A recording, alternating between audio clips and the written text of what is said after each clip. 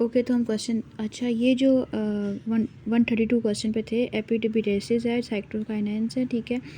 ये मैंने जो है वो इम्यूनोलॉजी में शेयर किया हुआ है, ये सब आप लोग वहाँ से देख लें, ठीक है। इसके बाद कह रहे हैं what is the function of Pacinian receptors to detect. तो पेसिनियन रिसेप्टर्स जो है आपने उसको याद करना है पी से, ठीक है। पी से आपने इसका प्रेशर वर्ड याद कर लेना है, ठीक है, और प्रेशर के साथ आपने इसकी वाइब्रेशन भी याद कर लेनी है, ठीक है, क्योंकि वाइब्रेशन भी आपको लाइट सी प्रेशर ही फीलिंग आती है वाइब्रेशन से भी।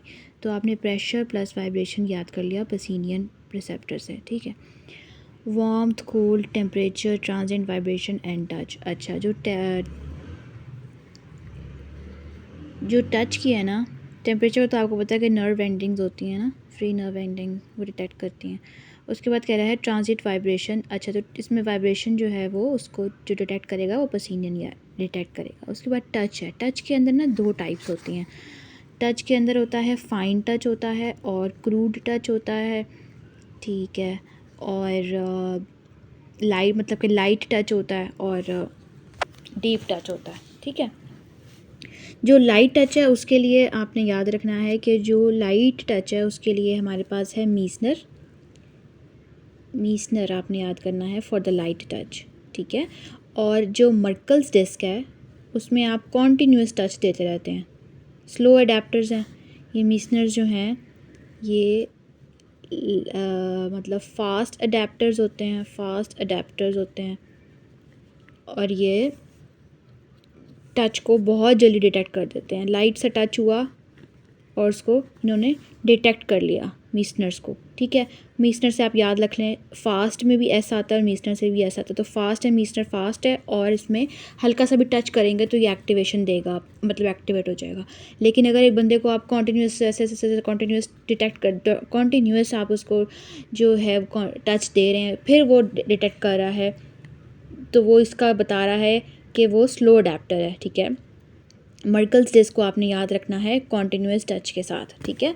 कॉन्टीन्यूस टच है मर्कल्स डिस्क है, तो एक आप ऐसे याद रख लें कि भाई एक डिस्क है, उसको हम बार बार टच करते रहेंगे, बाद में वो हिलेगी और उसके अंदर स्टिमुलस आएगा।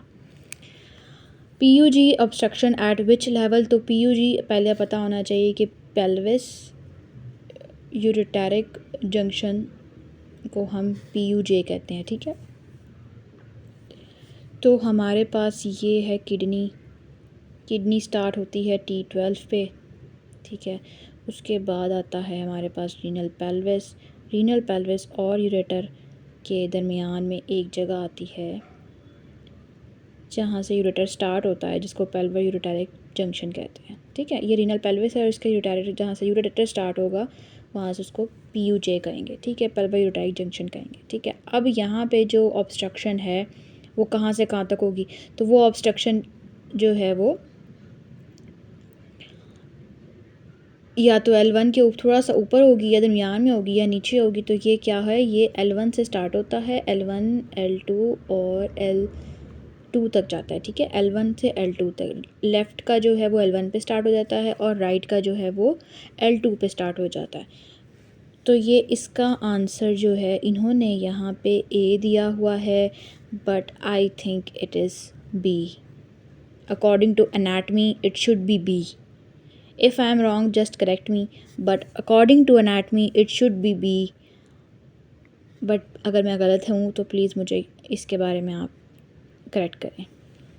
मेजर हिस्टोकम्पैटिबिलिटी फ़ंक्शन, तो ये हमें पता है कि MHC जो हैं कॉम्प्लेक्स जो हैं ये 1 होता है और 2 होता है, और इनका काम होता है एंटीजन रिकग्निशन, इम्यून रिकग्निशन, ठीक है।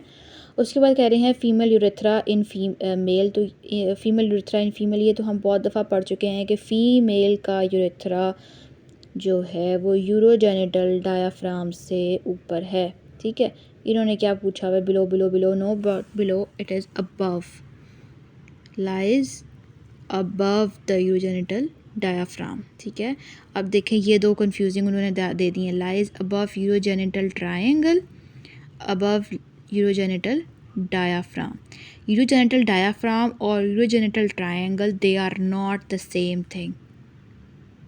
यूरोजेनिटल डायाफ्राम के अंदर आता है यूरोजेनिटल ट्रायंगल, ठीक है, प्लस जो है वो आपको पता है कि एनल रीजन आता है, ठीक है।